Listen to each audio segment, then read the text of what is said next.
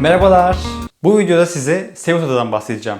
Ceuta, İspanya'daki 19 otonom bölgelerden bir tanesi. Bu bölgeler genelde birkaç şehirden oluşurken, mesela Katalonya, Barcelona ve diğer birkaç şehirden oluşurken, kimisi de tek bir şehirden oluşuyor. Bunlardan bir tanesi de Ceuta. Yani Ceuta bir otonom şehir. Böyle olması tabii bazı farklılıkları getiriyor bu bölgeler arasında. Mesela özellikle Ceuta'da vergiler diğer bölgelere göre daha düşük oluyormuş. Diğer İspanyol şehirlerinin, hatta Avrupa şehirlerinin de aksine Ceuta'da camilerden 5 vakit ezan okunmasına izin veriliyor.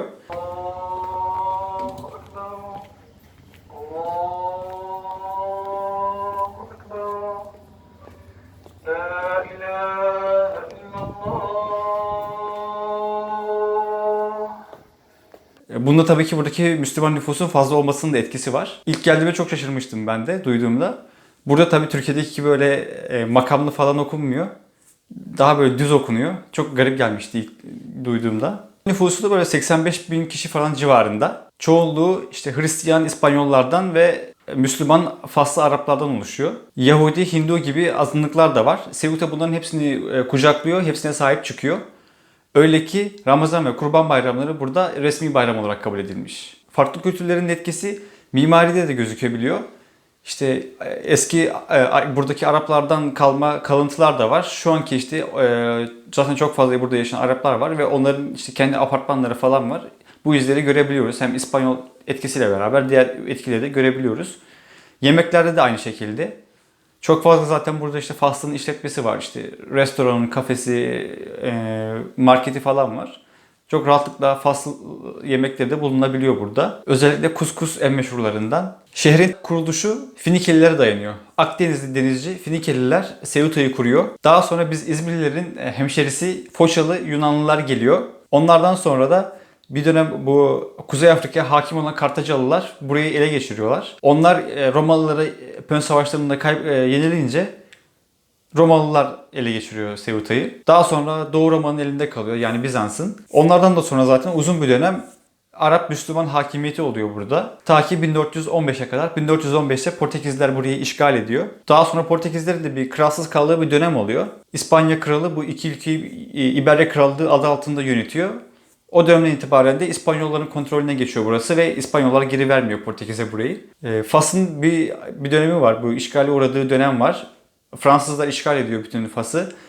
O sırada İspanyollar da Fas'ın en kuzeyini ve en güneyini işgal ediyor.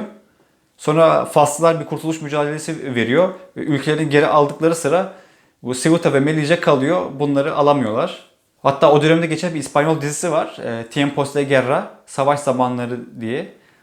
O zamanın Melilla'sında geçiyor. Tavsiye ederim. Şimdi bazı olumsuzluklarına geleceğim Ceuta'nın. İspanya'nın en tehlikeli mahallesi Príncipe bu şehirde. Príncipe 90'larda uyuşturucu ticaretinin merkezlerindenmiş.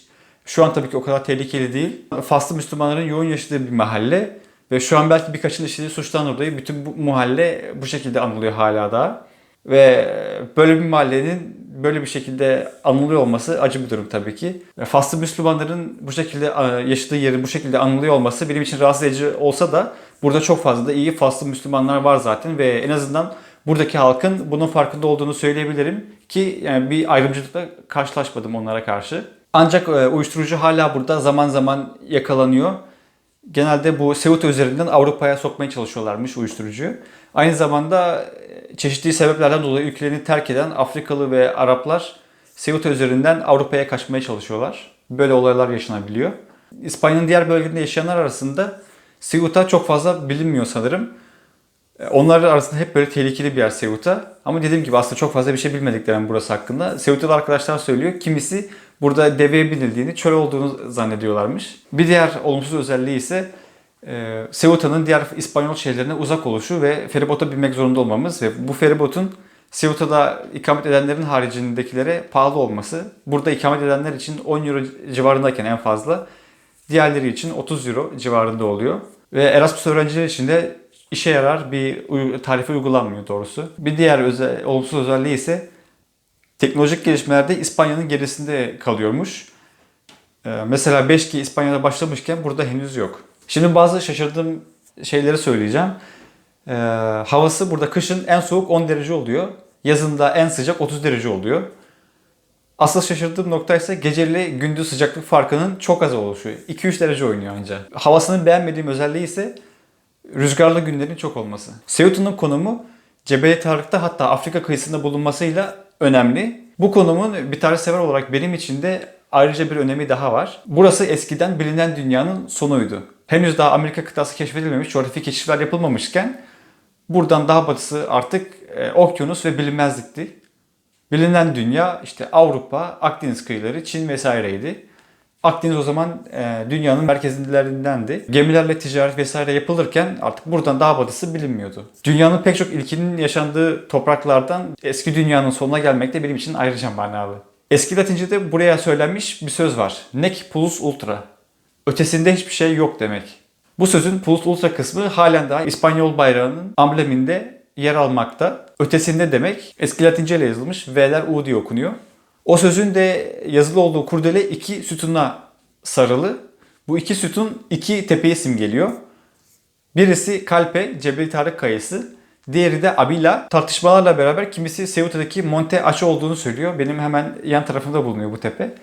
Diğeri de Ceuta'nın hemen dibinde bulunan, Fas sınırı içinde kalan Cebel Musa Dağı var. O olduğunu söylüyor kimisi de. Her ne kadar Cebel Musa Dağı daha yüksek ve daha dik olsa da bu Monte Acho ile Cebeli Tarık Kayası direkt karşı karşıya aslında. Bunlar Herkül'ün sütunları diye biliniyor. Mitolojiye göre eskiden burada boğaz yok. Avrupa ile Afrika burada birleşiyordu. Yani Akdeniz bir göldü. Herkül bu iki tepeyi, yani iki sütunu iterek Akdeniz'i Atlas Okyanusu ile birleştiriyor. Aynı zamanda Afrika ile Avrupa birbirinden ayrılmış oluyor. Bu heykel onu simgeliyor. Burası Ceuta'da, bunun aynısından Cebeli Tarık'ta da varmış. Videomu beğendiyseniz beğenip başkalarıyla da paylaşırsanız sevinirim. Eğer yorumlarınız ve sorularınız da varsa yorumlara yazmanızı bekliyorum. Hoşça kalın.